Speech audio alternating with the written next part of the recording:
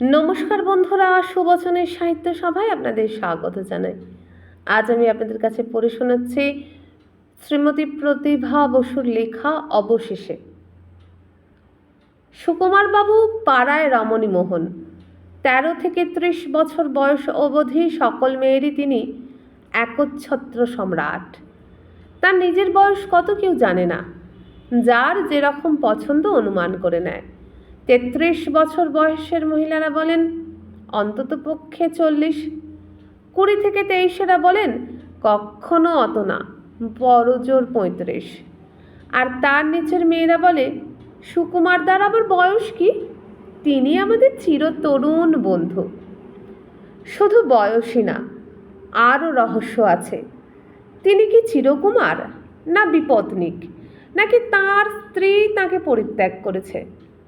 এ নিয়েও পাড়ায় মাথা খাটানো হয়, কিন্তু সেই রহস্যের কুল কিনারা পাওয়া যায় না।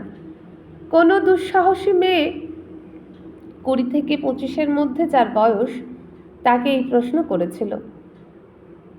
সুকুমার বাবু হেসে বলেছিলেন, স্বামী হবার যোগ্যতা আবার আমার আছে নাকি? মেয়েটি বলল, এত যিনি বিশ্বপ্রেমিক, তিনিই যদি কোনো মেয়ের স্বামী না হবেন তাহলে কিন্তু বড়ই দুঃখের কথা। প্রেমিক যে সে প্রেমিকই, সে কারো স্বামী নয়। এই কথা থেকে কি প্রমাণিত হলো? কিন্তু তবু সকলেই ভেবে নিলে তিনি চিরকুমার।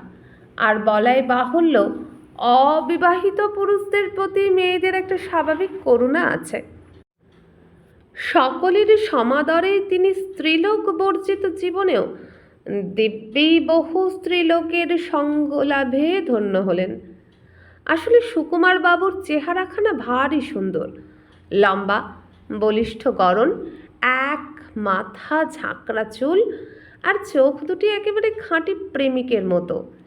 এই তো তিনি দরকার মতো চোখ ব্যবহার করেন। যে বয়সের মেয়ের উপর যেভাবে দৃষ্টিপাত করার দরকার তা তিনি ঠিকই জানেন। মহিলাদের কাছে গেলেই তার চোখ আনত হয়, মুখের দিকে প্রায় তাকানি না বলতে গেলে। যুবতীদের সঙ্গে আবার এই চোখে ঘন ঘন মিলিত করেন তিনি, আর যারা ছেলে মানুষ তাদের সঙ্গে চটুল সস্নেহ, যখন যেরকম করলে কাজ আদায় হয় তাই করেন। থাকেন একটি ছোট ফ্ল্যাটে একটি চাকর নিয়ে। প্রায় চাকরটিকে রান্না করতে হয় না। এ বাড়ি থেকে দই মাছ, ও বাড়ি থেকে আলুর দম, বিকেলবেলা সিঙ্গারা, এরকম পালাক্রমে রোজই প্রায় কোনো না কোনো বাড়ি থেকেই কিছু আসেই। একটি নতুন মেয়ে এলো পাড়ায়। মেয়েরা মুখে মুখে বলা বলি করতে লাগলো তার কথা। কেউ বলল, হাজার হোক মফস্বলের তো, ব্যবহার জানে না। কেউ বলল, কিসের, কোনো গুণ নাই তার কপালে আগুন, দেখতে তো ওই, অহংকারখানা আছে 16 আনা। অপেক্ষাকৃত অল্প বয়স্করা বলল, বেশ, কিন্তু দেখলেই আলাপ করতে ইচ্ছে করে। আর পাড়ার ছেলেরা ঘুরঘুর করতে লাগলো বাড়ির তলা দিয়ে। মেয়েটি নির্বিকার, দোতলার বারান্দায় দাঁড়িয়ে থাকে। ছেলে মেয়েদের আনাগোনা আর কৌতূহলী দৃষ্টি তাকে আকর্ষণ করে না। সে যেন এই রাজ্যে নেই। এভাবেই তার মুখের মধ্যে একটা ছায়া পড়ে। আমাদের পাড়ায় ভাই ওরকম হাঁড়ি মুখো মানুষ আর আসেনি। গিন্নিরা আহার আদির পর বলা বলি করলেন, কে জানি, আমার কিন্তু বেশি সুবিধের ঠেকছে না। অপেক্ষাকৃত অল্প বয়স্ক একজন গিন্নি বলেন, সধবা মানুষ, তার স্বামী কোথায়? অত বড় একটা ধাড়ি মেয়ে নিয়ে এমন একা একা থাকেন কেমন করে? মেয়েটি তো আশুতোষ কলেজে পড়ে, আর ওর মা মৃন্ময়ী গার্লস স্কুলে কাজ করেন। কোনো গিন্নির অল্প বয়স্ক একটি মেয়ে কথা বলল। ও বাবা, তুই আবার এত খবর পেলি কি করে? মা অবাক হবার ভান করে বললেন। মেয়েটি গর্বিত ভঙ্গিতে হাসলো শুধু একটু। খবর পাওয়া শক্ত নয়। মেয়েটি যে রোজ সকালবেলা একটা বেঁটে ছাতা আর বই হাতে নিয়ে গটগটিয়ে চলে যায় ট্রাম লাইনের ধারে, এ আর না দেখে কে? আর ওরা কে আর এমন? এ নিয়ে পাড়ায় এত গবেষণা হয় যে মায়ের মাস্টারির খবরটা সংগৃহীত হও কিছু বিচিত্র নয়। টালিগঞ্জ ব্রিজের ওপিঠে তখন প্রায় গ্রাম ছিল বললেই হয়। এখন যা বাড়ি ভাড়া এর 4 ভাগের 1 ভাগও তখন ছিল না। অনেকেই সস্তার লোভে গিয়ে ক্রমে ক্রমে সেখানে এই পাড়াটির সৃষ্টি করেছেন। আজকাল খোঁজ পেয়েছে অনেকেই, কিন্তু বাড়ির সংখ্যা এতই অল্প যে পাড়াটি আর তেমন বর্ধিত হতে পারেনি। সবচেয়ে পুরনো বাসিন্দা বোধহয় ওই সুকুমার বাবুই। নতুন অধিবাসী কেউ এলে সর্বাগ্রে তাঁর সঙ্গেই সকলের আলাপ হয়। এবারে কিন্তু ব্যতিক্রম হলো। একটি অল্প বয়স্ক প্রিয়দর্শন যুবক তাকে টেক্কা দিল এবার। মেয়েটিকে যদি সুন্দরী বলি কিছুই বলা হবে না। পল্লবিনী লতা বলতে আমরা কি বুঝি? বর্ষার সজল ঘাসের মধ্যে আভাময় শ্যামল রং আর মেঘের মতো ঘন কালো চুলে ভরা মাথা। ও যখন সোজা তাকিয়ে রাস্তা দিয়ে হেঁটে যায়, সমবয়সী মেয়েরা অকারণেই বলে ওঠে, আহা ঢং। আর যুবক ছেলেগুলো চটপট ঘুম ছেড়ে জানলায় দাঁড়ায়। বয়স্ক মহিলারা, অর্থাৎ যাদের যৌবন প্রায় যায় যায়, তারা কেবল দীর্ঘশ্বাস ফেলেন। সুকুমার বাবুর আত্মসম্মানে ঘা লাগলো। পাড়ায় এমন একটি মেয়ের আবির্ভাব হলো, আর তিনিই কিনা তার নাগাল পেলেন না এখনো। আর সেই 3 দিনের ছোকরা অভিজিৎ, সেই আজ ঘোড়া ডিঙিয়ে ঘাস খেয়ে গেল। ঘন চুলে ব্যাক ব্রাশ করে, ওই সকালবেলাতেই দাড়ি কামিয়ে, মুখে পাউডার দিয়ে, চমৎকার ধোপ দুরস্ত জামা কাপড় পরে সুকুমার বাবু তাড়াতাড়ি ট্রাম লাইনের ধারে এসে দাঁড়ালেন। একটু পরেই দেখা গেল লম্বা সোজা রাস্তাটি দ্রুত পদক্ষেপে পার হয়ে মেয়েটিও এসে দাঁড়ালো সেখানে। কিন্তু অত বড় একটা জলজ্যান্ত সুকুমার বাবুকে সে গ্রাহ্যই করল না। পৃথিবীতে যেন একমাত্র তার নিজের অস্তিত্বই যথেষ্ট। সুকুমারবাবু একবার চেষ্টা করলেন চোখে চোখ ফেলতে, কিন্তু ব্যর্থ হলেন। অবশেষে এগোলেন তিনি। মনোরম হাস্যে তার মুখ ভরে গেল। কাছে গিয়ে 2 হাত জোর করে নমস্কার জানিয়ে বললেন, কি আশ্চর্য, একদিন ধরে পাড়ায় এসেছেন অথচ এখনো আলাপ হয়নি। মেয়েটি বিনীত হাস্যে প্রতি নমস্কার করে আবার অন্যদিকে তাকিয়ে রইল। সুকুমারবাবু বললেন, কলেজে যাচ্ছেন? হ্যাঁ। কোন ইয়ার? 3rd ইয়ার। বরাবরই এই কলেজে পড়ছেন? আর কি বলবেন সুকুমারবাবু, এত সংক্ষিপ্ত কথার পরে কি আর এগুনো যায়? ট্রাম এলো, আর সেদিনের মতো ওইটুকুতেই শেষ করতে হলো আলাপ। কিন্তু তিনি হাল ছাড়লেন না। কয়েকদিন পর দেখা গেল মেয়েটির সঙ্গে তিনি দিব্যি ভাব জমিয়ে নিয়েছেন। এবারে পাড়ার মেয়েরা চঞ্চল হলো। কোনো এক যুবতী বিদ্রূপ করল, সুকুমারবাবু সাবধান, এ কিন্তু সখাত সলিল।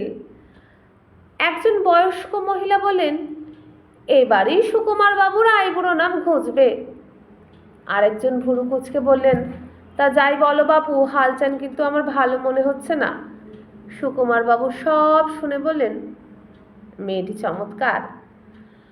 জ্বলন্ত তেলে ঠান্ডা জলে ছিটে পড়ল।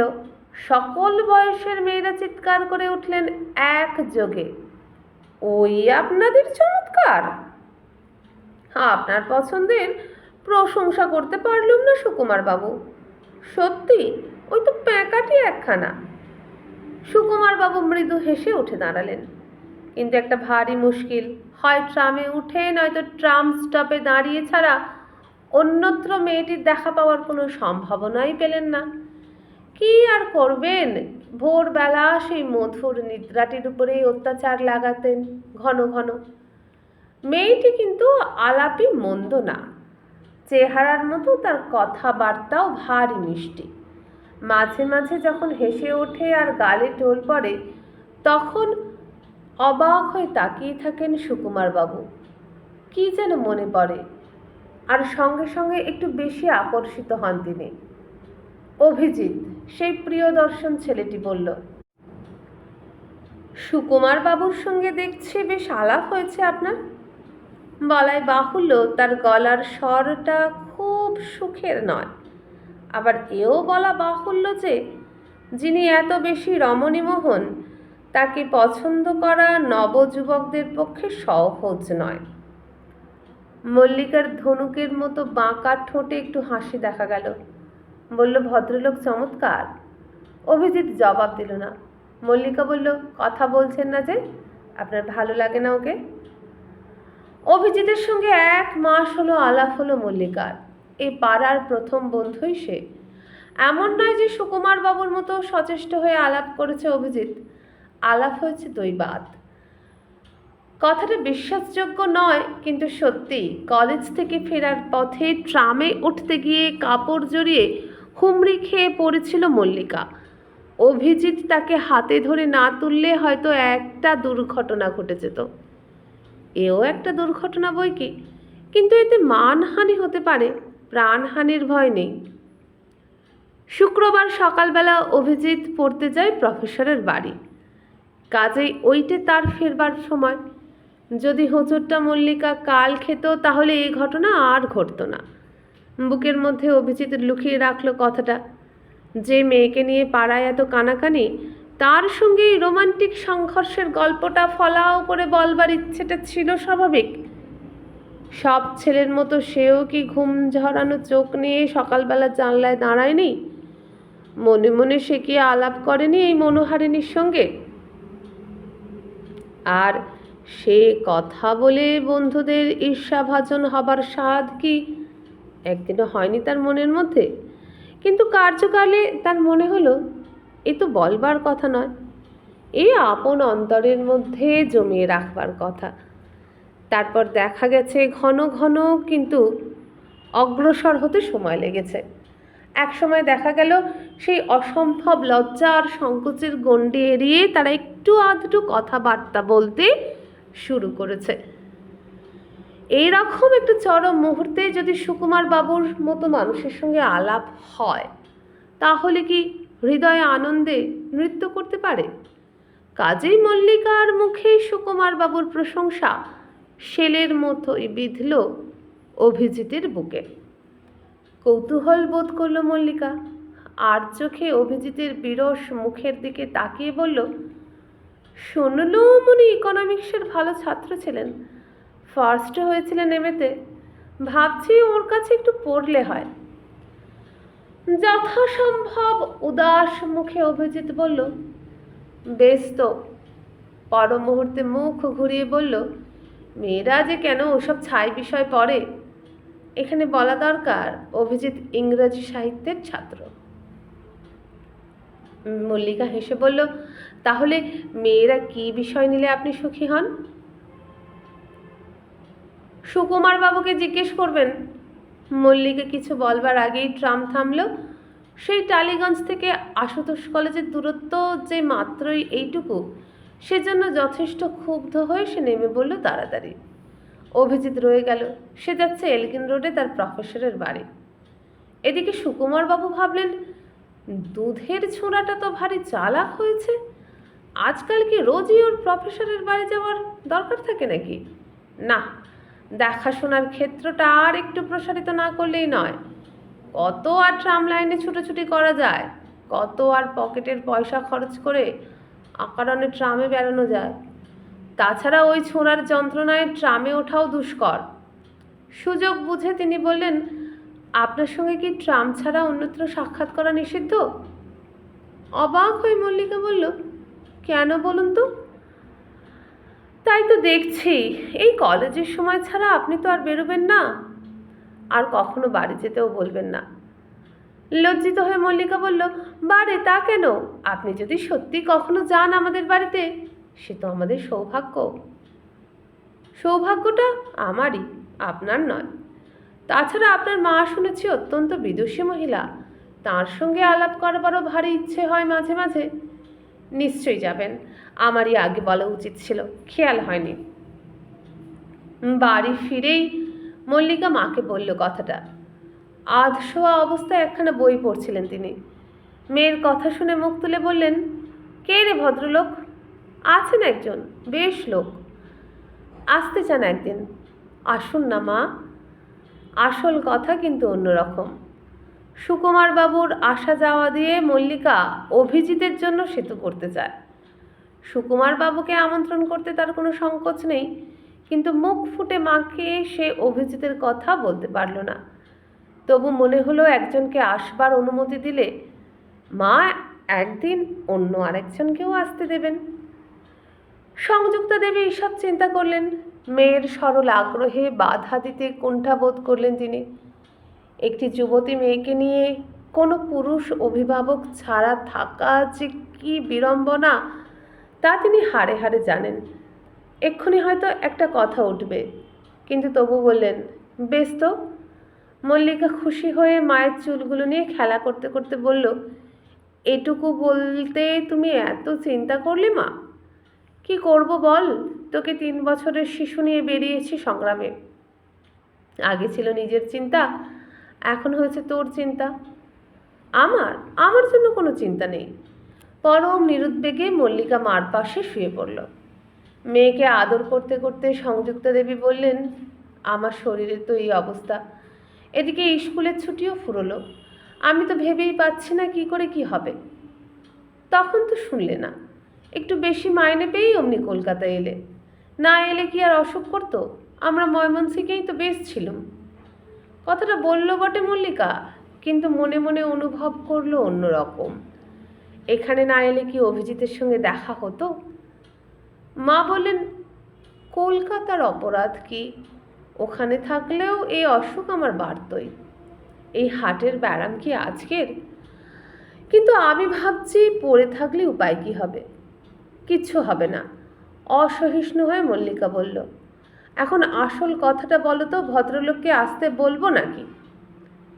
সংযুক্তা দেবী হেসে বললেন, বল পাগলি বল। মায়ের এই স্নেহের সুযোগটা এবার নিল মল্লিকা। তাহলে মা, আর একজন বন্ধুকেও বলবো কিন্তু। অন্যমনস্ক হয়ে মা বলেন, বেশ তো। চিন্তা ভাবনায় জর্জরিত শরীর আজকাল একটু অকালেই ভেঙে পড়েছে তাঁর। তবু তার মধ্যেও লাবণ্যের চিহ্ন পরিস্ফুট। ভাঙা মুখের মধ্যেও একটা সকরুণ সৌন্দর্যের চিহ্ন যাই যাই করেও একেবারে মুছে যায়নি। মার মুখের দিকে তাকিয়ে মল্লিকার ভারী ভালো লাগলো। এত সুন্দর মা তার, অথচ শোনা যায় তার বাবা অন্য কোনো মেয়ের প্রতি আসক্ত হয়েছিলেন। আশ্চর্য ভদ্রলোক। মাকে সে জড়িয়ে ধরল ছোট মেয়ের মতো। ওদিকে সুকুমারবাবু 5টার অনেক আগেই সাজগোজ করে বেরোলেন। খবরটা একটু দেবার মতো বই কি, বিশেষ অভিজিতের কর্ণগোচর তো করতেই হবে। একজন তরুণী বললে, একেবারে পাকা কথাটাই আজ দিয়ে আসবেন বোধ হয়, কি বলেন? সুকুমারবাবু হাসি মুখে বললেন, দেখি। বাড়ি বাড়ি ঘুরে আসতে তাঁর একটু দেরি হলো। মল্লিকা অভিযোগ করল, এত দেরি করলেন? কি করি বলুন, মনটা তো চলে এসেছে ঠিক সময়েরও আগে। এই বাস্তব শরীরটা নিয়েই পড়েছিল মুশকিলে, নানা কাজে ঘুরে বেড়াতে হলো। বসুন, মাকে ডেকে দিই। হরিণীর গতিতে পাতলা শরীর নিয়ে মল্লিকা অদৃশ্য হলো। সেদিকে তাকিয়ে আবার যেন কাকে মনে পড়ল সুকুমারবাবুর। একটু পরেই ঘরে এলেন সংযুক্তা দেবী। বজ্রপতনেও কি মানুষ এতখানি চমকায়? সেদিকে তাকিয়ে আঁতকে উঠলেন সুকুমারবাবু। ঠোঁট ফাঁক হয়ে হঠাৎ শব্দ বেরোলো, তুমি?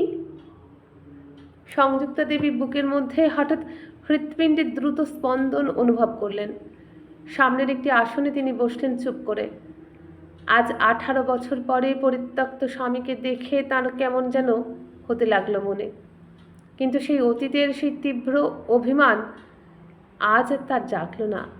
স্বামী অন্য কোনো মেয়ের প্রণয়ে আবদ্ধ হয়েছিলেন শুনে যে কঠিন দুঃখ তিনি তখন পেয়েছিলেন, হৃদয়ের মধ্যে আজ আর তার কণামাত্র অনুভব করলেন না। শারীরিক অসুস্থতা সামলে ভালো করে তাকালেন সুকুমারবাবুর দিকে। তারপর অত্যন্ত সহজ গলায় বললেন, কেমন আছো? চায়ের ট্রে হাতে নিয়ে হাসি মুখে মল্লিকা ঘরে ঢুকল। সংযুক্তা দেবী বললেন, বাবাকে প্রণাম করো মলি। সুকুমারবাবুর দিকে তাকিয়ে বললেন, এই তোমার মেয়ে। মল্লিকা স্তব্ধ হয়ে দাঁড়িয়ে রইল ছবির মতো। আর সুকুমারবাবুর বিহ্বল গলা দিয়ে একটি আওয়াজ বেরুলো, আমার মেয়ে?